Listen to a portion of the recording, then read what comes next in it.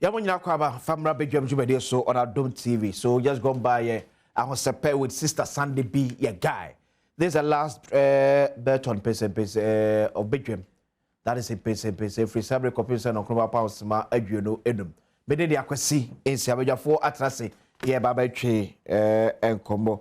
But on the brighter side of life, let me say happy birthday to Charity Badu, hairdresser, yeah, oh Kumasi Kentin Chrono.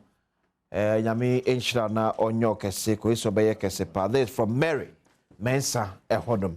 I wish you all the best, Charity. So anopay odwani echre tema porter. Wona ekrane madi free amonone eba ye mai emu. Eso starte etuate on clear one yema. Because Ghana by through Ghana Revenue Authority akofa adebia by a friend of Publican AI.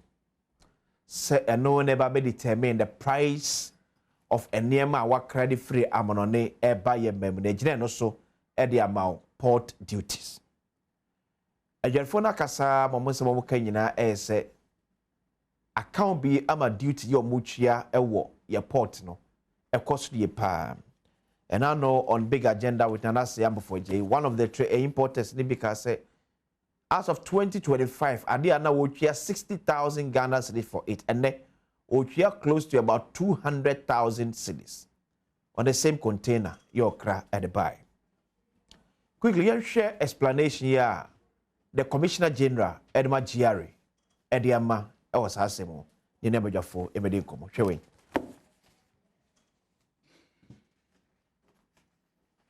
For that reason, we needed a system that will allow us reduce the leakages, and that is the reason why we are introducing Publican, a complementary tool that will assist us as customs to be able to do our work better in arriving at a fair duty assessment and ensuring that the importer pays the fair taxes and the state also collects the fair taxes from the importers. Before Publican, it took averagely about 2 hours for our officers to be able to scan through a load of information to arrive at a decision. What Publican is doing is to the same information, analyze it in 5 minutes and generate a report for the officer and allow the officer to go through it and make the right decision. Publican will help the officers to accurately determine the country of origin, because that's a key factor in the determination of the taxes. Second is a classification. Every product manufactured and traveling across the world has a unique code. And when you miss that unique code, you will not pay the right taxes. And finally, how much is an item paid for which the taxes ought to be collected? Publican does not make a decision. Publican facilitates and assists the officer to arrive at a decision. 2 weeks before the introduction of Publican, we were generating a revenue of about 2.4 billion Ghana cedis. 2 weeks after the introduction of Publican, we are generating 3.6 billion Ghana cedis. That means that within 2 weeks alone, Publican is assisting us to raise revenue by 50%, almost 50%, that's 1.2 billion. Since the introduction of Publican, about 75% of declarations that are made are compliant. However, we are seeing the remaining 25 where Publican is telling us that as custom officers, we should look deeper. But more importantly for importers and agents, we already before Publican had what we call an appeal team in place. So where there's a disagreement with one officer, the importer or agent will escalate it to this appeal team. We want to assure that that appeal team is still in place. It is working as it has been before and after Publican. So we encourage importers to use that system. To assure importers that the introduction of the system will not go against their interests, we've added a second layer which also stand by and meets at least twice a week. So if an importer or agent is still not satisfied with the initial appeal process, they can still make the appeal to this team. And we are saying that this appeal is not manual. You put your appeal in the ICOMs, we'll pick it up in the ICOMs, we analyze it. If you have to meet the importer, we meet them, we put the results and the conclusions in ICOMs. Going forward, We've introduced the 24-hour shift system at the customs valuation department. That way, as goods come in from end to end, we are running 24-hour system to support that. Secondly, also to encourage our agents and freight forwarders that the results of Publican are available to them as much as available to custom officers. They must also continue to learn and know how Publican works so that they can improve the efficiency of their work and be able to improve the collaborative work that we have with Customs Division of GRA. Revenue is the lifeblood for the development of the nation. Let us do our best to ensure that we play our part, we declare correctly to the state, and the state correctly also assesses and take the revenue. Know your taxes, pay your taxes, and together, let's build the Ghana we want. Thank you. Ora Tony Sapon and Commissioner General at the Ghana Revenue Authority. Penipod one number so all break it down. Niamana kofa we nyina at Abba. Any near Ecoso report I would go 80 amana kofa ba say within 2 weeks normally Publican AI no buy no. Adebakwa I say a movie on revenue no within that 2 weeks from 2.4 billion Ghana cedis to close to about 3.7 billion Ghana cedis. That's about 1.2 billion Ghana cedis addition. It is a month for any more credit free amonone buy a memo no ba or because a mortar guineas we ya or crano 10 Ghana cedis no or catch the custom for say oh minyana broche 2 Ghana cedis. It is 2 Ghana cedis no any be share ediamano duty. Say Publican air na bano edi babe se enu ba beche se ampa se adewi uton 2 Ghana cedis e wa amonone ana ne ye no ne adwarefo mi so e kan so e se Publican AI no oni manufacturer eni kita ho ba wo hwe prices on the net e na de ye na adwuma eti okọ na bia e fu we ye tonabrochi be $1,000 a enu no befa ebi na manufacturer so e de ma $800 per baako etu obana so be charge no $1,000 ya akọ no internet so now dey eye o costing there then onu ye ni fi se wasisi no o ma se baako so ye se obi bi o post bi etu internet so most ya na ye agent and the posti no the price account manufacturers and post bi infant to internet so and for one price and count. It's a Samsung phone sir. Unko Samsung website koko say Samsung Fold 6. Ne bo say and tell Samsung for website. Now agent are all torn on behalf of Samsung there on the price too. But not the price to one more. What the commission eka ho to manufacture price no enko. And na agent the price on so they manage no enko. I want to fast him nyina dia bente ne. I want so much declare strike or clearing of goods at your port. The effect on Omense Kasemso, anything. Seminole Eka say the Deputy Director at the National Service Authority in charge of finance and administration, a former DC, a member of the NDC National Communications Team, Donko Fuseni Atanase. Open the book all there. Yes, Adom. Yeah, the Yankopo say. NSC Boko. Oh, Nyame Adom, na me no ka say die oma ye di omo kani nyina no. Nyame Adom yetimi atua. Muchi anda be. You release I think say controller clear no last week. Okay. As you say no the only delay ni say he has to go through another layer of biometric verification again with gifts. Okay. And no ya a delay nkola ne kakra. Yeah. But as at enura die na we share system number over 50% there. Na 50% no manya allowance. It's never na come ni ye omo time nye evaluation early enough. Verification and evaluation. You go do it say at least we year at least 15 days to 20 days. Okay. I was also called district office on evaluative sampa ubejuma within the month. Na fe ya accredited. Okay. So omo de connect there or the contempt there by now they should have been paid. Okay, so the end na akema mutua ye and I say a money backlog bia obia. No, I think this is I think February yes, if I'm right, this should be February. February payment yes. February, March, yeah. Yeah, I think so. And remember that pay? By middle of this month, we should be able to clear that of... by 15th of April, going to 20th. So it goes through 3 layers now. That is the only delay. Okay. Yeah. Biometric verifications, we are. Then it goes through controller. You see, finance will also do another form of validation and verification again. Yeah. Until controller clear we are, then it comes now to GIPS. Yeah. No, so as I final verification. Okay. And sana also accrediting Corano. Is there a way with me shortening the process? No. On our side, ours is to just quickly make us say.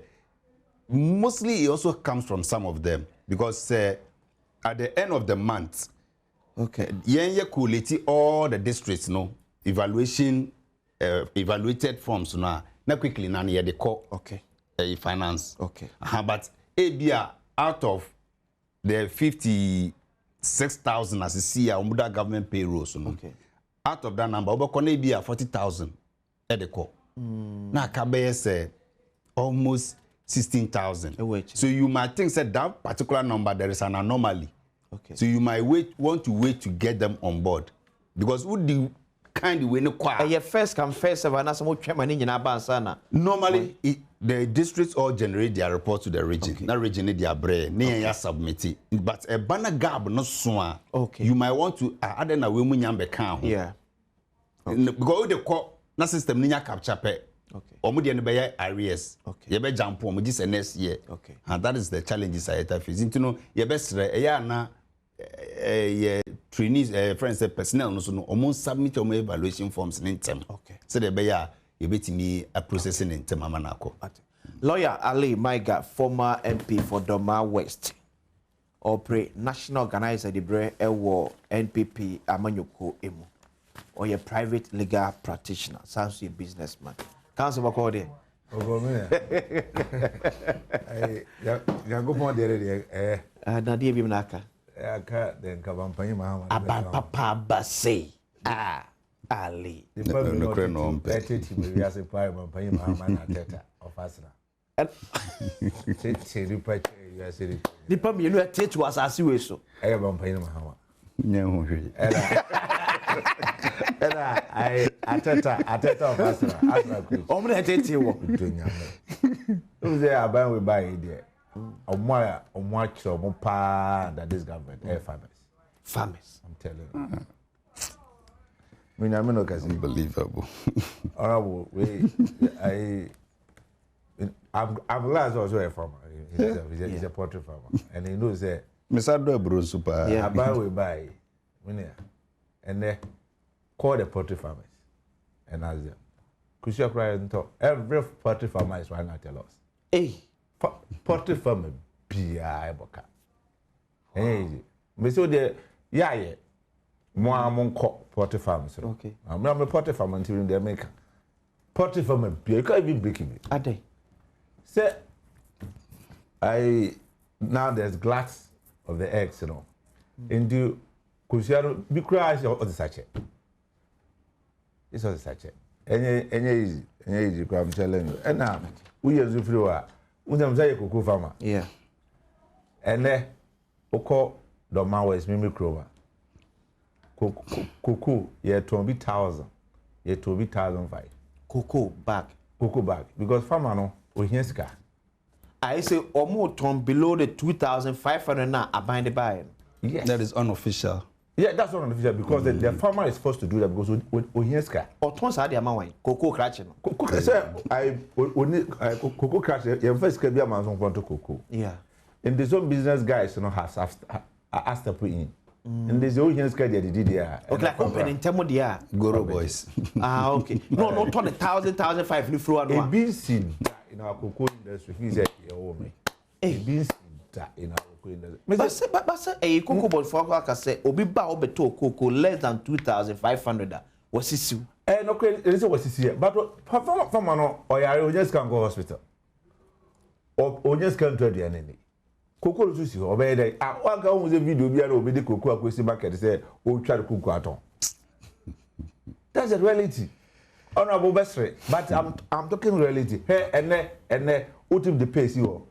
Now, first guy kuku o hata is oda ho so nim za wa na ho a obo de be kwesisi ya but ene oda ho kro wa na ho kro bi emfa o de pe kwesi wa manfo be fa pe na kuku that's how I aban anya kuku abuafo nko ho obo moton bayere for Zoom. Amusu, Abro, Fuesu, soya beans Fuesu, and I saw a video of a cassava farmer. Cassava farmer. Or say the bunch of first not ton contain barco 80 cities, and the container bar 10 cities. And so not of 4 crown put on my baton. But I say, lawyer Ali Maiga, former MB for Doma West. Who's any? Minia, you see. AI. Remember AI no so but my main ti minion ne ma kakra fi ho. Eto da bia ho. O MBP for ya no musuba akoye se akokono. Akokono. O akokono akofa cha me yere. Brahim fie na be yi hu anu a o ba na so ebupa. He? Enko bia be ka ho kire ho asema MBP ahokyere. Obia be ka ho kire abeto Ghana for so a MPP a ukoto sebi emu 5 kilos enne ubeko 80 series ade be chobeko 150 series na se enne emu atia ba 60 series a o sei eyemusuo wo penso no sebi 2022 ye ko AU e ko sre se ye ma ya buro ne ye nya buro kran endi o Ghana ha ye ko free buro 27,000 metric tons na wa wo de komba Ghana any die sabi wa ba ma aduane na bebu wana ka sabi Ghana for emonamu. Okay, so the point is say no, yes, there is a glut in the system. Okay. What are we doing to process some of the things that is how we should have a national discussion. Na nkase ene ebrobu abroso amasa be ebrobu oba from tino onti bi da enti ababoni aba na wona na wo de ebro nam 1,000 to 2,000 cedis per bag no na wona na wo pe Ghana for yi enti na make so makoye sa akokono akofa cha meyere Brahim fie be yi ho anu a wo ba na so ebu pa wo ba ye nka wo be ka kire Ghana for se yesremu afa ni yanku se saa ye ha mo pa sa na eduane ti bibu e ma bo oba from ti say de kwan be ne e be fa so ye be yama ekuafo nso ho ato. That is the discussion we should have. Okay, ye ni AI nkomo minia he ade bia wo hu ye wo de ye. Okay, ene ye wo de fata yen ka no kre na me hwe some scary statistics right now at the port. We hwe under declarations nko aye ya. It runs into millions of cedis, millions of dollars cry. And you know, young fan say between 2020 and 2025 from Kwano, over 525,000 import declaration worth $83 billion. $83 billion. Yes. 2020 to 2025 from Kwano. 2020 to 2025. Yes. Underdeclared. No, Niema. Okay. Now, only 10,440 matched actual imports. Out of the 500,000, 10,000 matched actual imports. So yes, say Ghana no, we live by plan. Meaning, between the clearing agent, the importer, and then the custom officer no. Adiano ye survival by plan. Okay. Because you don't expect to say minia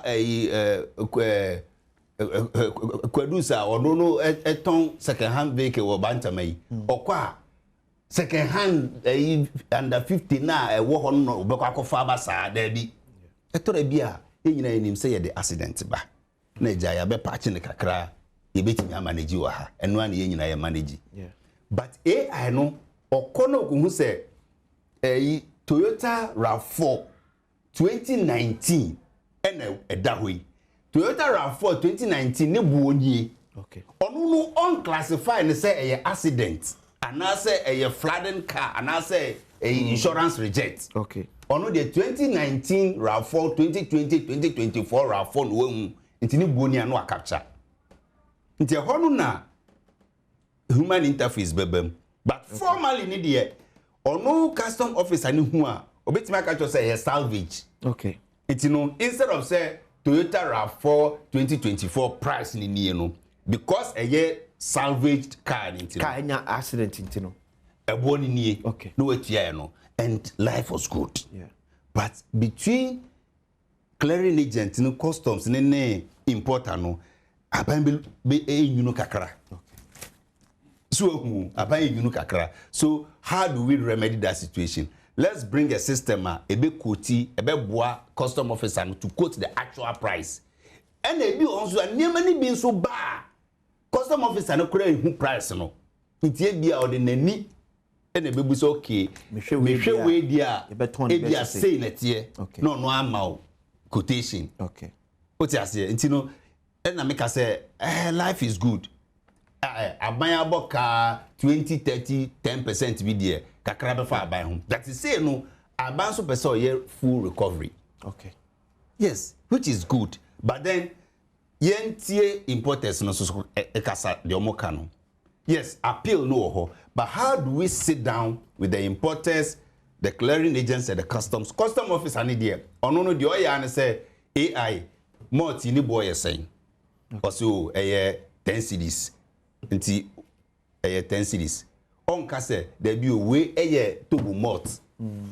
Into tobu malt there. The price will from change. US malt. Okay. That discretion by the custom officer is no longer there. Okay. Into system they say malt 15 cedis 15 cedis. Okay, so I had na say the finance war issue. Yes. It's not make I say the classification nipa na on manufacture product. Yes. On pasting a price on the internet. Yes, because every manufacturer has a wholesale price and retail price. For example, say a Toyota Ghana. Yes. And a Toyota Japan. On find the price and more the count on the website. Yes. But nipa agent or the man, a third party or the man, a bit me a posted price. No, say be a Toyota way a ton $50,000. Now, more concern is you say agent or no a posted price. No.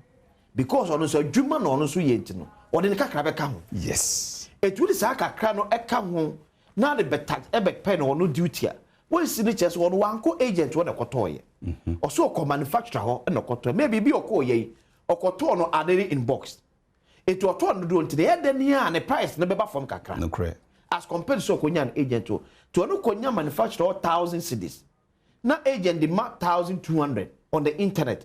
Now say AI copy agent price. Not be money duty. Then was it no? And I said no Moka said there is an appeal process. Yeah. It's an appeal process. No cause there be we no mantono retailer no ho. Okay. Me tono wholesale price. Okay. This is my documents. I just say me tono wholesale and ho. Okay. Into the AI pick from the retailer no. That is not correct. Okay.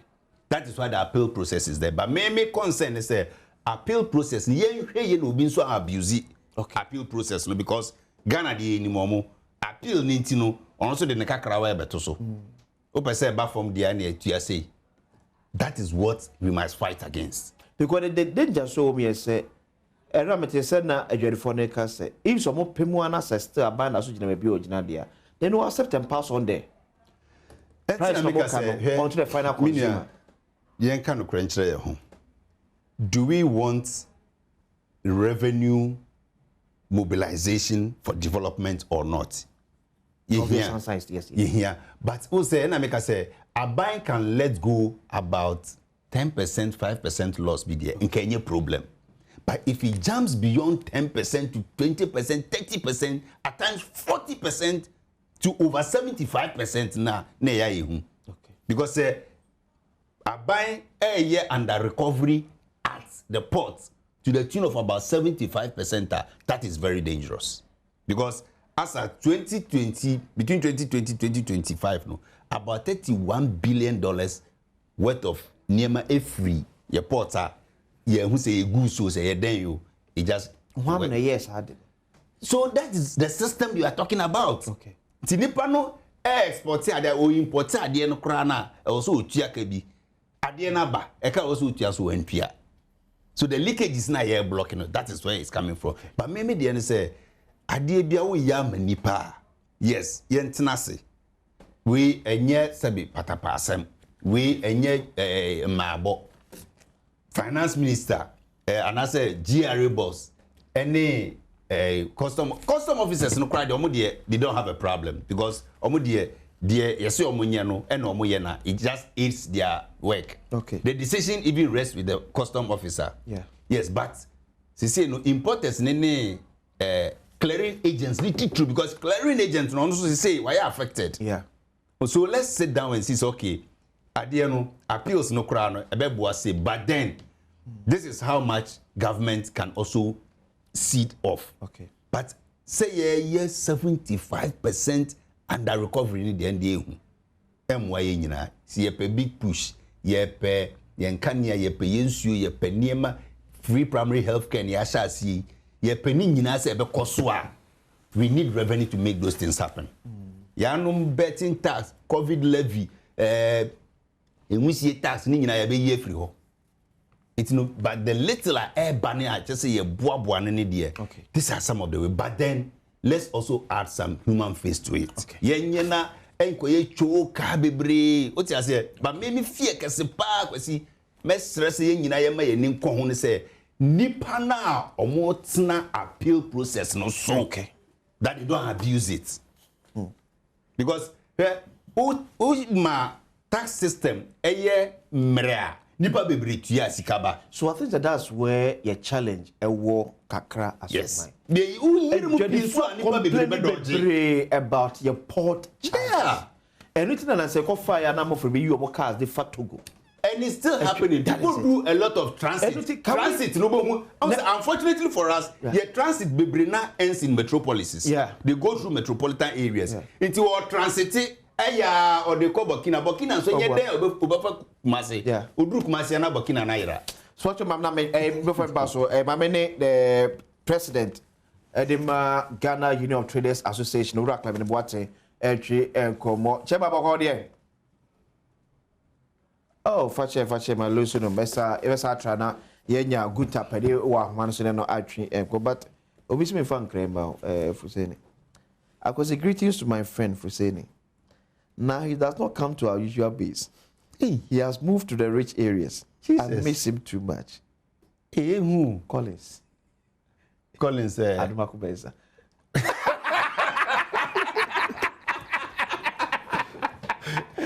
Be back. On a also try me baby. Who are we trying grants? I won't try me. Council. Taxes at our port. I mean, I bear his year. Honorable Master, as every nice year for farmers and on, one team can be more. Abaya, or say, we increase the production, but what cry a brew, abigum about 500 metric tons. And I'm an emanco, you know, the wood economics is the issue, but they are no discussion. Let's not concern it. Yeah. I dare the partner say, and Dr. Wambo will be a Michelle, a Michelle. Now you say, what town for on the cover was a mamma. Okay, I said, when we were telling the NDC was there's a need to formalize the economy and modernize it. But we exercise our champion, the event of digitalization. Or has run away from the economy. Now, but we say, David, so wouldn't say, and digitalization is part of economy there. Now we are catchy. And every day, say, Omo said there are problems at the port, and the only way, say, Bitimas Aswan, say, employ technology. For me, I did be a Debesia, no Magana, and Yasikabia, I'll make up for it. But we shouldn't do it at the expense of our business people. If there's Oma, Nippon, Juma collapse here. If I walk for Sikana, I call for them, but I was Kana, about Lucano on Saturday. I can. And Saba, as you know, and yet, price don't want, yet transaction value don't want to account once more. Okay. We have issues with even transparency, issues with a contract, you know, experience of the company. Company no crowd all year, you want through there, no. Through there. adwuma no why be that it is just issue say oh I don't know we no compare the price and quite like a crabby. Okay, I said this is a similar contractor. Yeah, they bought. You have a packet of rat touch. He said, oh, or buy or be sign. There may be a revenue assurance. Why on one year is so much your mocha. Okay, a Juma almost say a publican air phone concoyana.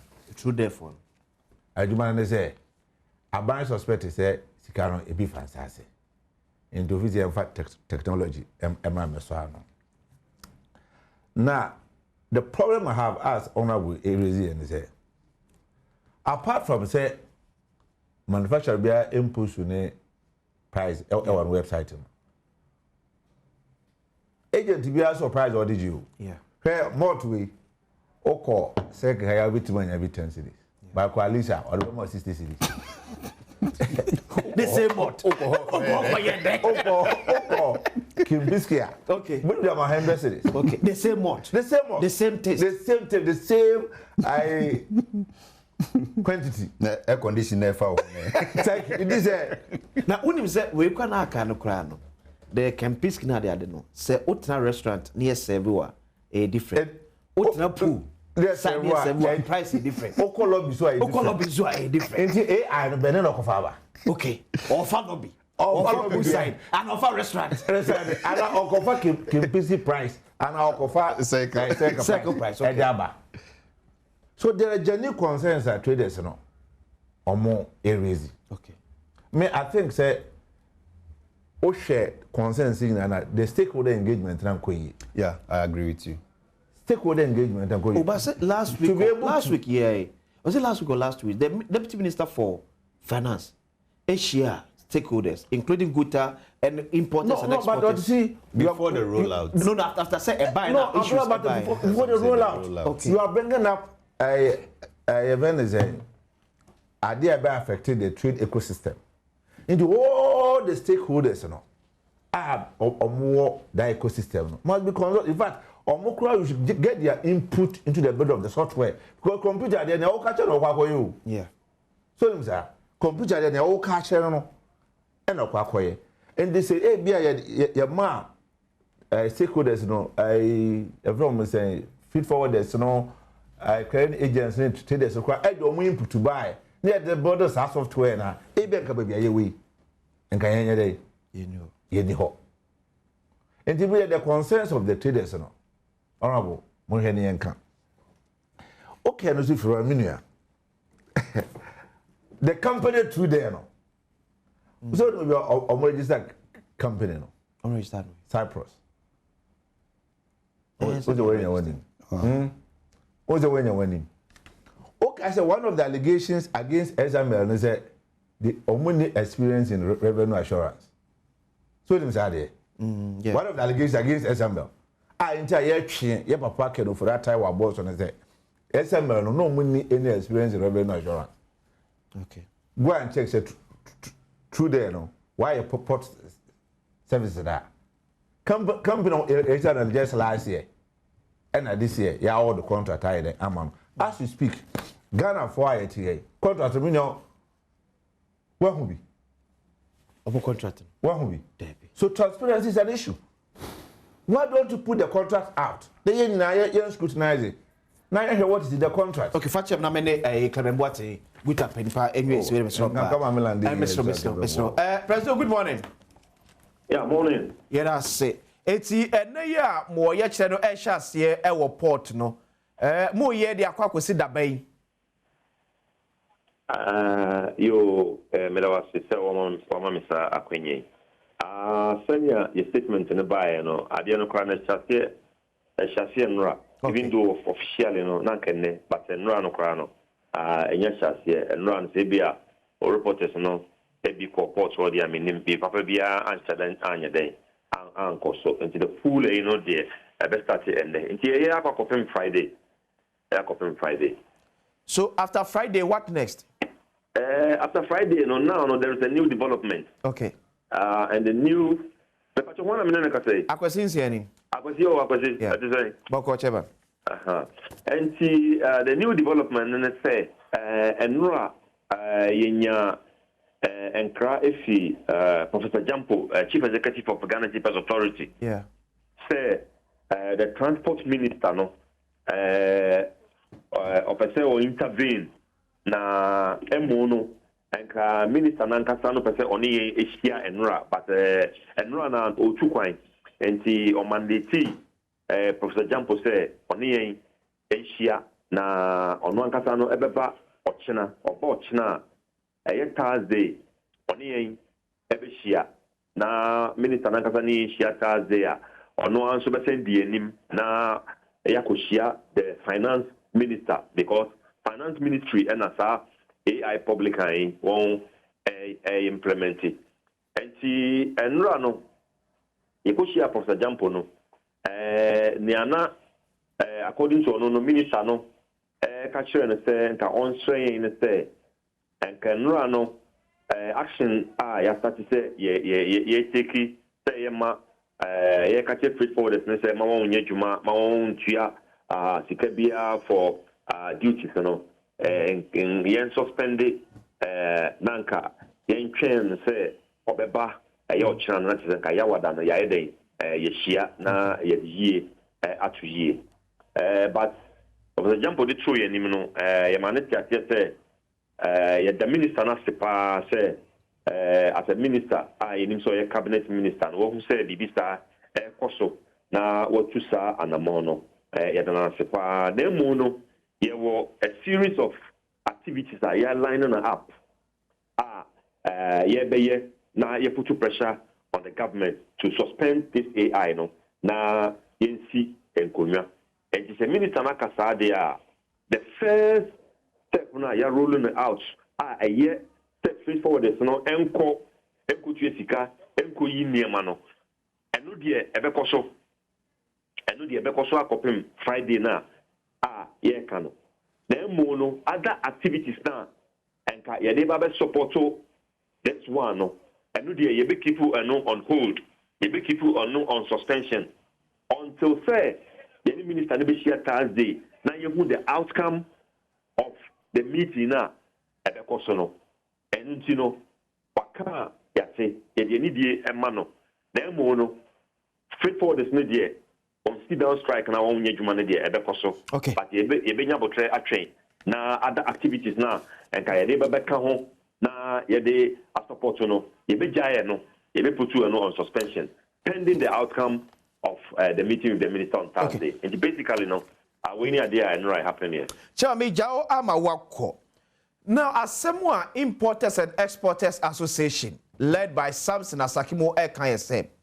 Mua mo fighting against AI system eye mua muanda declare mu goods ewa your port. Na wana omu declare omu goods send ye etie no omu yo okay with it. Guta. Menia Asaki Ekasa made in ya bebre na he's becoming a traitor. If you say yesterday the fight of this course, you know, the first stakeholder engagement 1 year after say I started a deploy AI airport way. You could see I think on the 15th or on the 16th February. That was the first stakeholder engagement. At that engagement, expressed displeasure about the performance of this AI, which Asaki was part of it. I said,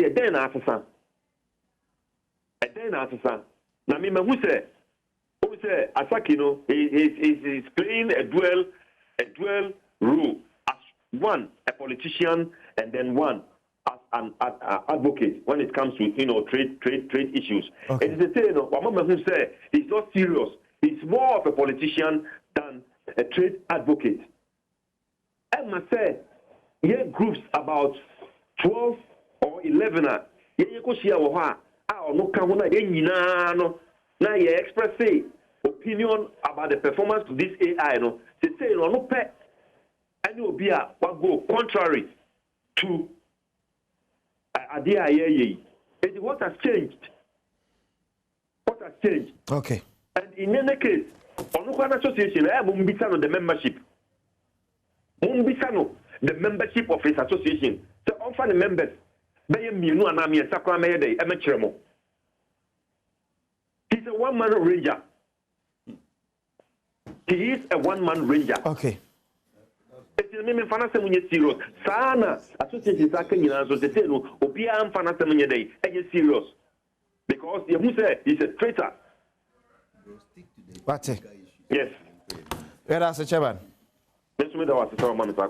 Clement Boate, a pedipod, Ghana, Jerry Kabumku, and non Eterekano.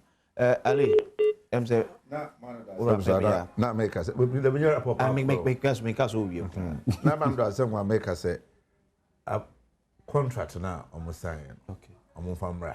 Na heavy because a transparency, you know.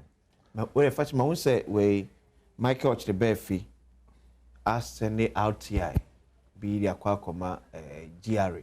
Okay. Asking for the full disclosure of the contract. Because the best of my knowledge, Finance Minister Chere or Parliament said the system operation is coming at no cost to the state. Yeah, sure. But they run on commission. Yeah, on commission. Basically, and that's where the problem is. And they say, me, I buy me a contract, say, Sika Meje. Okay. And I may a commissioner. Now you should AI. Why won't the AI go for a higher price? Oh, okay, I see your concern. Price. Oh, I see your concern. Why would the AI the AI actually goes for the average. It doesn't go for a biscuit price. What No, because it goes to the average. No, because normally it picks 3 and runs the average. Honorable. Okay. So whenever you go to Kempinski, he goes to Alisa and goes to Town Palace. They pay the price. Cycle. How do you know? That is how they work. No, how do you know? No, that is how system. No, how do you know? Because you pick the average. You don't know how do you pick? And they are running on the commission. Let's deal with the issue. See, I have a problem. Okay. Because with the system. Yes. Yeah, in such a way. Let me learn. Okay, sorry. Another issue. This is importers are easier. I think I listened to the GRA, but she didn't address it well about this appeal system. Yeah. The current system now harder than. Yeah. Now the appeal system is centralized. Into Eliba obey appeal or Bokwa obey on the icons. On the icons. Yeah. But in the Publican AI, it's centralized. Into a event is a little crana. Let's go back Accra. Oh, you can do it in the system. According to icons. Yes. We kill in your complaint.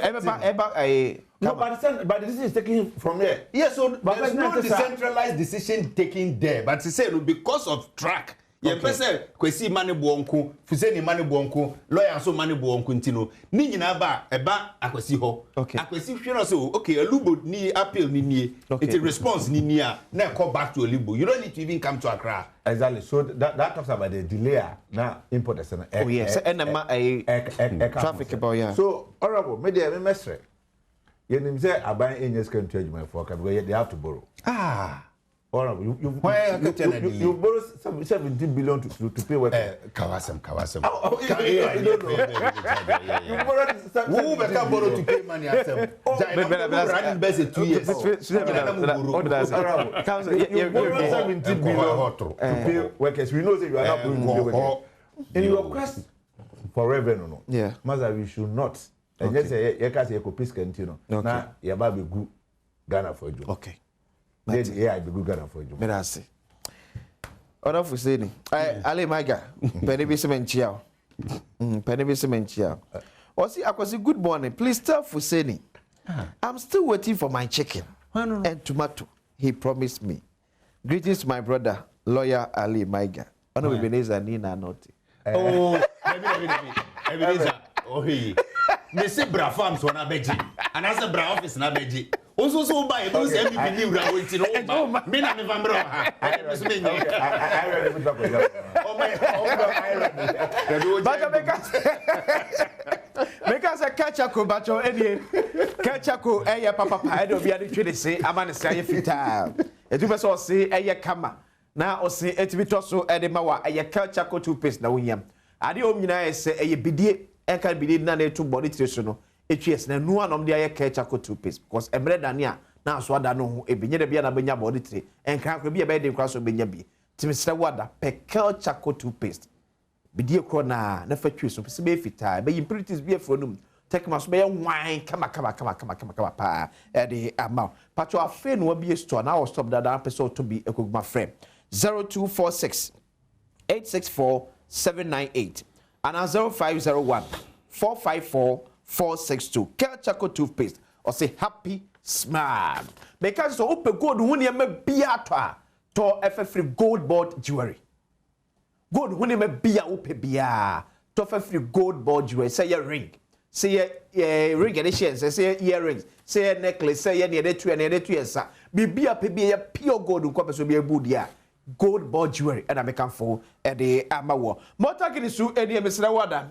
o to aya to ne made in Ghana logo no ebo no on the boa no se nipa boni fo bi afra esre wada nkoto ne be kofa ha bi e de abrewo to ne made in Ghana logo no ebo soro no made in Ghana logo no be ask me to buy better na be nyo bi keke we won QR code wo eh o sha wo se QR code o na public scan ya se ku be hu na se achinje bi o mu abetimi ascan se o si kan no se be obi o counterfeit bit my ultimate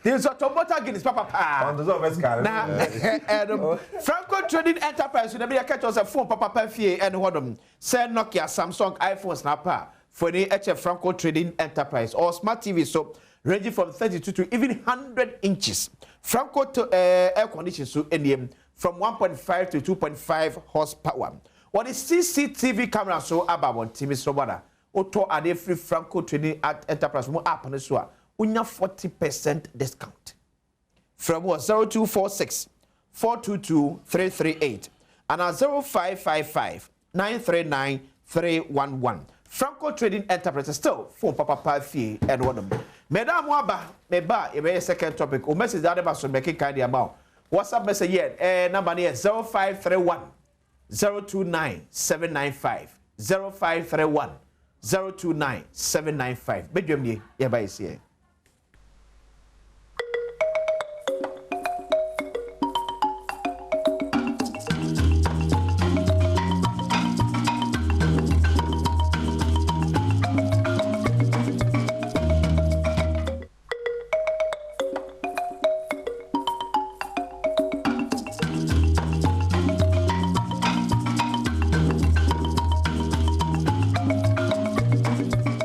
so go so jebre ehwe bedwam on Adom TV enchebe kan message ya o de aba WhatsApp number 0531 029 795 0531 029 795 ya for odin ba bia de free ba kan my we say what you share him said this week the Minister for Finance and Energy ebe kan trapa no ye hunu taxes e be free ye fam wo ebo so but I think OPEC is proposing saying that government and cut 50% of the quote-unquote doomsday levy. That the 1 Ghana cedi per liter.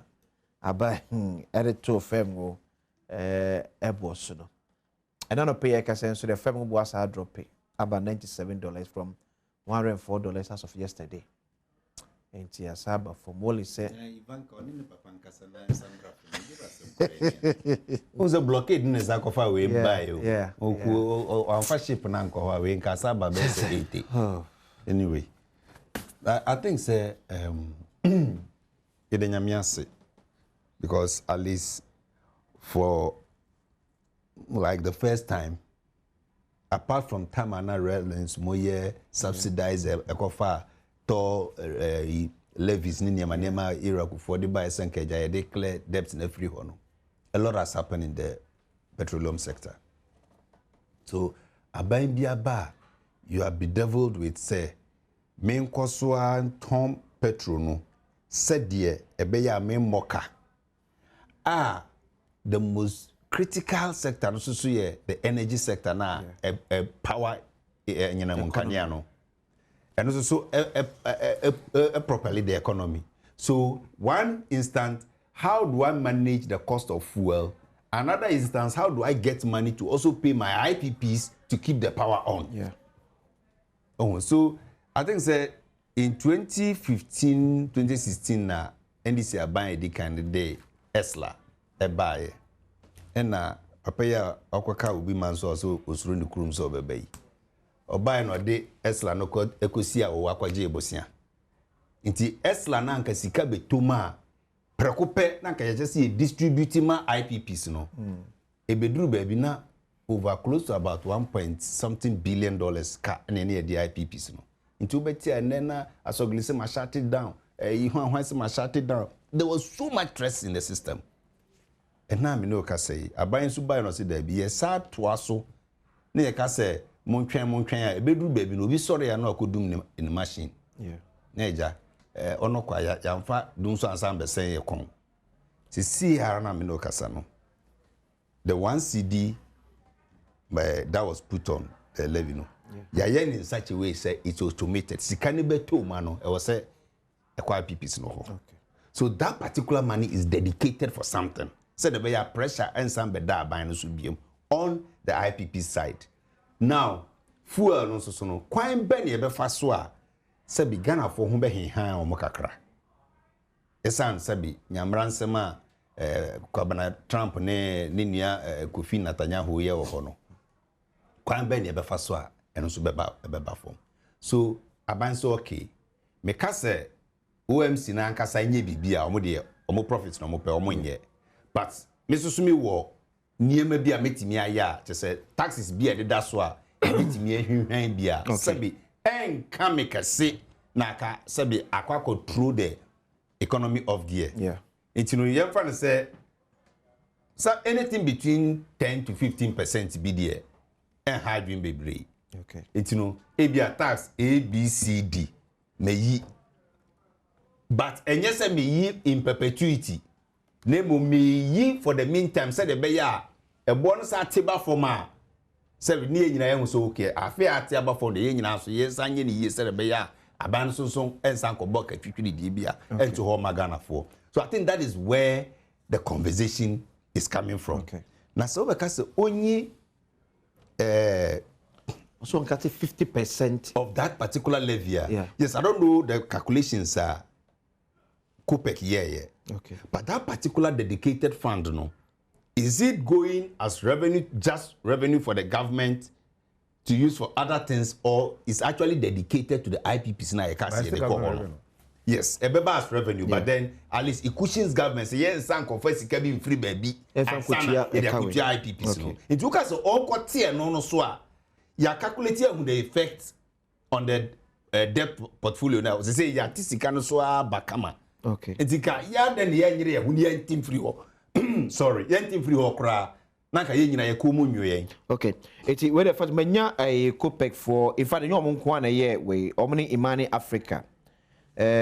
Easter yes, omni yes our proposal no. So they are saying say tax that ye fem musu ediem. Energy sector shortfall and debt repayment levy. 0.95%. I'm saying they are by maintaining. Okay. Road fund levy. Mention bill is interest. Energy sector shortfall and debt repayment levy. Energy sector what? Shortfall and debt repayment levy. 95%. So but track just say yeah the bakuru kutuaka can just say lie. Okay. But is it only you pay and a road fund levy and so 48% on our fuel. And so I buy enter so MSC 24%. Energy fund levy 1 cedi. I buy family 50%. Special petroleum tax 46%. And so I buy family 23%. Boss margin 12%. I'm saying buy from 0.06%. Fuel marking margin 9%. I'm saying buy from 0.04%. UPPF 90%. I was also buying in champion no from 45%. PSR 14%. I was saying I buy maintenance. So can almost say I buy it to see number one. And you once the 65% that buy any free your fuel price. But see the other question, my maybe also number way for say neighbor and the mama say the prices on the world market keeps Dancing. And now you answer boom. I could do $112. It did best at 3 days. Now about $96. So now so I buy you taxes way in every one. Next start shooting boom one. So it cushions. So the Namika say a temporary measure say echo up and down. Okay. If it goes up, it cushions you. Okay. If it comes down, it protects you. Okay. But if bedru baby na itimi ba below, can you say yes you export you? Yeah. That's what the issue is. We are not exporter. Yeah. Oh, I bedru person na die kurania. Wrap up 10 seconds mamina. So Namika say it's not a permanent issue. Okay. It's a temporary measure. Also 1 month, 4 weeks. Yes. Yeah. It will say hwena kosra begin this be beyond 110 112. Okay. So if it keeps going up, yes, it will cushion us. 100 110 1 never for ma.